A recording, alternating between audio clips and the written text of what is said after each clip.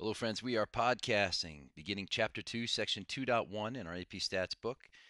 And we are talking now about where an individual lies in terms of an entire distribution. So, the last chapter we talked about how to describe a distribution, a set of numbers with some meaning. Now we're going to look at an individual and see how that fits in. Probably the biggest single idea among several important ideas in this chapter is the idea of z-score.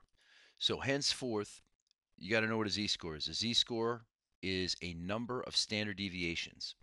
So a positive z-score means that that individual is somewhere above the mean for that distribution, and a negative z-score means they are somewhat below the mean. So we're going to be talking about z-scores for the rest of the year, and it's really central to inference when we get there in the middle of the winter.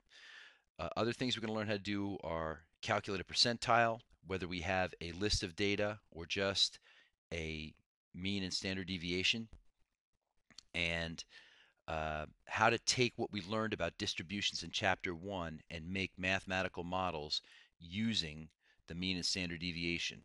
Remember, we spent some time talking about when we could use the mean and standard deviation and when we had to rely on the 5-num sum.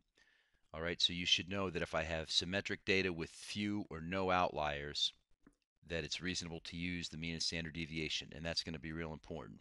So most of the distributions we're going to talk about in this chapter are going to be symmetric distributions without outliers, and most of what we're going to talk about is finding the area under the curve. So all of you calc, pre-calc, algebra 2 people, we're going to start pulling in some of that math to find the area under a curve. A density curve, first and foremost, you should know, is any curve where the area under the curve is 1. And that's important because these curves that we're going to look at represent all the possibilities for a distribution.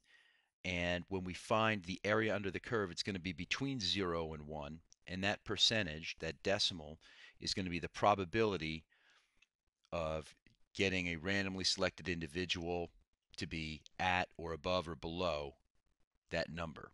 So density curve, area of 1, and the area under the curve is going to represent a probability or a percentage. These last two bullets I'm going to hit as we go. So let's get into a little example here. All right, this stem plot comes from page 116 in your book. They are the scores of 25 students in Mr. Pryor's statistics class on their first test. And you can see here we got a fairly symmetric distribution. We got a single peak. We got no gaps. So we're probably looking good to use the mean and standard deviation here. And the next thing they show you is a set of descriptive statistics. All right, again, basically just the stuff we get on the calculator when we do one var stats. And these come from the Minitab printout. So things you should recognize here.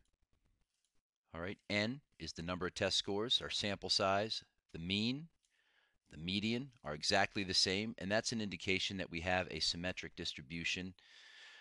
This is the mean for the uh, the middle, the trimmed data, so they remove a certain amount from the high and low end, and we're still in the middle at 80. So standard deviation, this is a standard error. We'll get to that. We haven't learned that yet. Min, max, and quartiles. So if I go here, here's my 5-num sum, but the ones that we want to work with are the mean and the standard deviation. All right, and the first thing we're going to do is use this z-score formula. Memorize this right now. No sense in diddling around. It's usually going to be written like this. Z equals x, where x is a random variable, minus mu, where mu is the mean, and divided by sigma, where sigma is a standard deviation. So this is what it's going to look like. But if you look in the book, you get a little bit better explanation because we're going to have different things that can be the mean and standard deviation. The mean can be x bar for samples, mu for population. Standard deviation we know can be s sub x for a sample, but it can also be lowercase sigma. So pick this up in the next podcast.